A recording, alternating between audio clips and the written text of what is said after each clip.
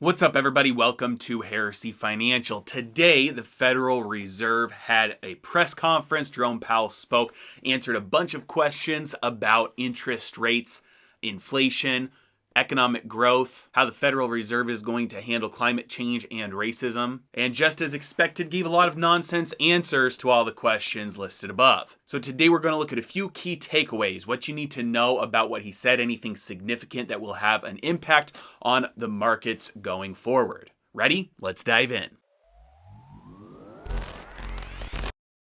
All right, so there are three key takeaways that we need to look at here from the Fed press conference today. The first one is that they are verbally committed to inflation. Any inflation that does pop up, they will consider as transitory, and they were looking for higher inflation numbers, official higher inflation numbers, that will pull up the average over the last certain number of years. The second thing that we need to look at is the fact that Jerome Powell flat out refused to comment on SLR, the supplementary leverage ratio, or any extension of the suspension that I've been talking about on this channel for a while now. Banks are facing a lot of stress from all of the incoming cash from the $1.9 trillion that's entering the banking system from this latest stimulus bill. And somebody asked him about it, and he flat out refused to talk about it and said we're going to have an update on that in a couple of days.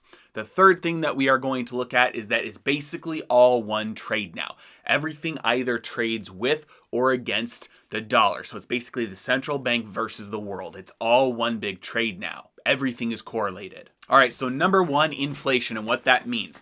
We all know that inflation, the experienced inflation of the average person, is a lot higher than what the reported or the official numbers are. And there's a couple of reasons for that. Number one is because of how inflation is measured. It's measured by using a broad basket of things that don't apply to most people. For a lot of people, the things that are actually experiencing a lot more inflation are the things that most people buy, things like food or energy, housing, healthcare, education, things like that.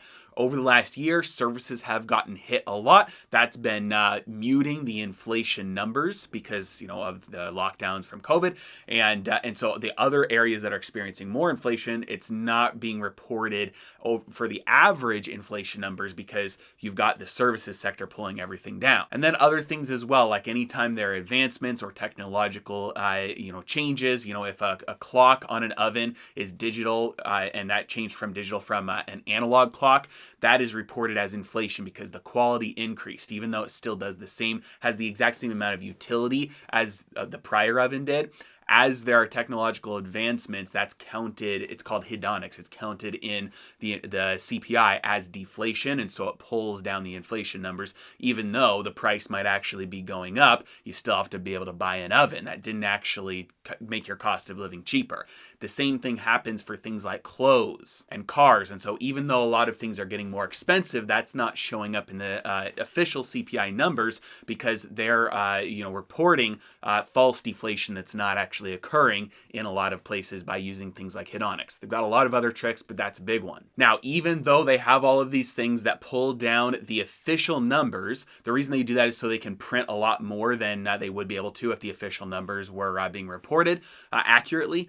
So even though all of those things are in place, they're still expecting that inflation will pop. And by all measures, especially with the way that inflation is reported and year-over-year changes, May, June, those should be some months where we see the actual CPI changes and the CPI go up a lot. And so the Federal Reserve is being very outspoken in saying we're looking for this, we want this, and we're not going to do anything about this because we view that coming soon as being transitory, temporary. We'll have a short-term spike in inflation, and we want the CPI to short-term spike a lot to pull up the average over time. And the reason they're saying this is because they're giving an indication that they will do what's necessary to let inflation run hot. Now, if they just pulled out and let the bond markets do what the bond markets were going to do, rates would increase as inflation increases.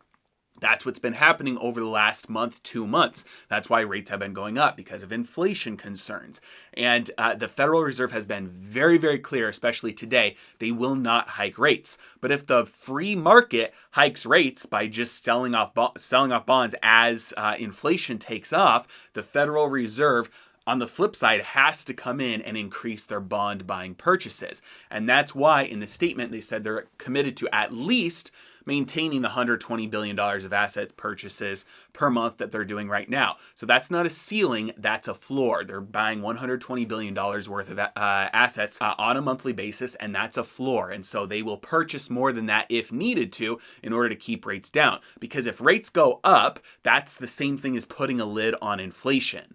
And they're being very clear, we are not going to put a lid on inflation. We are not going to let rates rise. We're not going to cause rates to rise. They're going to purchase as many bonds as needed to keep yields at a place where inflation will continue to go up. This leads us to the second thing, which is basically that everything is just one big trade now. Everything is the central bank against that asset. And so things like Bitcoin surged, gold, silver, miners, stocks, all these assets surged because there's an influx of money. There's no end in sight to that. The Federal Reserve was very clear that if they are ever considering thinking about at some point in the future lowering the amount of money that they're injecting into the economy through asset purchases, they will start giving the economy a long time to think about, a big, huge head start saying, and they'll say at some point we're going to start thinking about this. So they're not giving any indication of that right now. And so there's a lot of money coming in, and that's pushing up asset prices, especially given the fact that they're not going to let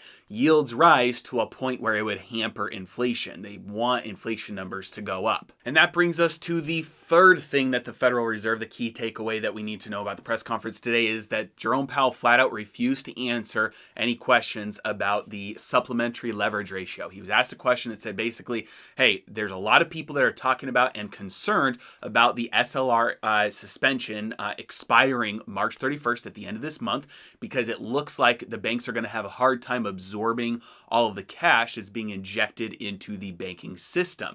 And he flat out said, I'm not going to comment on that right now. We're going to have an update on that in a couple of days. And then later on in the conference, there was another question that it was related to similar, and he said that we're going to have a comment on that in a couple of weeks, like the end of the month. And so it's unclear whether that will be the same update in a couple of weeks, or whether in a couple of days they're going to talk specifically about the SLR extension.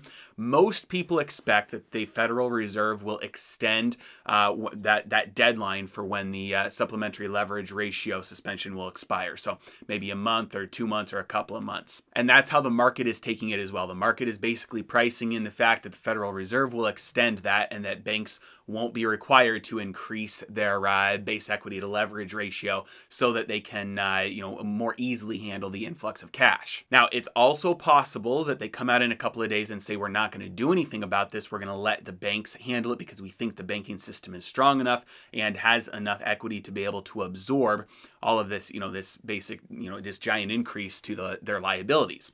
And if that happens, you're probably going to see some problems crop up in the credit markets, which would give a reason why in their recent release, they said they're going to be buying $120 billion worth at least of assets every month. That would give them the ability to start increasing their purchases a lot more, so that as banks have to sell off treasuries, they can absorb more of the selling. So those are the key takeaways from the Federal Reserve press conference today.